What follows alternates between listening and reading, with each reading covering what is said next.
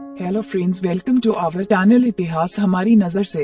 हिंदू धर्म का इतिहास बहुत प्राचीन है। हिंदू धर्म के इस चैनल में हम आपको बताएंगे कि आखिर में हिंदू धर्म का क्रमशः इतिहास क्या है। इसी तरह आज की हमारी वीडियो का विषय है, क्या क्षिप्रा नदी भगवान विष्णु के रक्त से उत्पन्न हुई थी।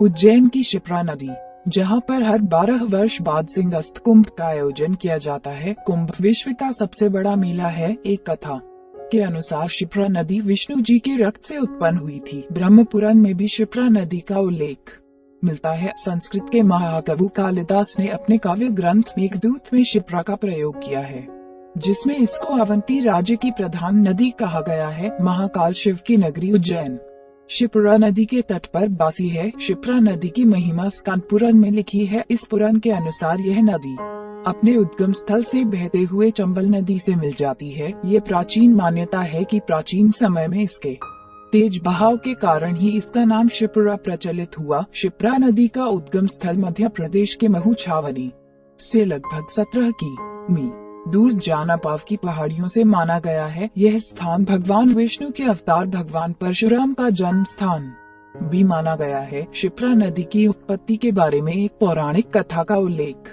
हिंदू धर्म ग्रंथों में मिलता है। बहुत समय पहले भगवान शिव ने ब्रह्म कपाल लेकर भगवान विष्णु से भिक्षा मांगने के लिए पहुँचे। भगवान विष्णु ने तब उन्हें अंगुली दिखाते हुए भिक्षा प्रदान की। इससे भगवान भोलेनाथ नाराज हो गए और उन्होंने तुरंत अपने त्रिशूल से विष्णु जी की उस अंगुली पर प्रहार कर दिया और अंगुली से रक्त की धारा बह निकली, जो विष्णु लोक से सीधे धरती पर आ पहुंची और इसी तरह यह रक्त की धार क्षिप्रा नदी में परिवर्तित हो गई। क्षिप्रा नदी के किनारे पर स्थित घाटों का भी पौराणिक महत्व है, जिनमें से राम घाट एक मुख्य घाट माना जाता है। कहते हैं कि भगवान श्री राम ने पिता दशरथ का श्राद्ध कर्म और तर्पण इसी घाट पर किया था। इसके अलावा नरसिंह घाट, गंगा घाट, पिशाचमोचन तीर्थ, गंधर्व तीर्थ श्री प्रमुख घाट हैं। क्षिप्रा नदी के किनारे पर स्थित सांदीपनी आश्रम में भगवान श्री कृष्ण, बलराम और उनके प्रिय मित्र सुदामा ने विद्या अध्ययन किया था। हिंदू धर्म ग्रंथों में ये वर्णित है कि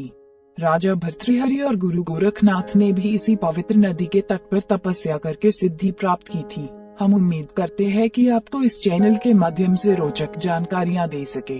आप अपने सुझाव हमें कमेंट में भेजिए और अगर आप किसी कहानी या तथ्य के बारे में जानकारी चाहते हैं तो वो भी हमें कमेंट बॉक्स में भेजिए और हमारे चैनल को सब्सक्राइब करें। धन्यवाद।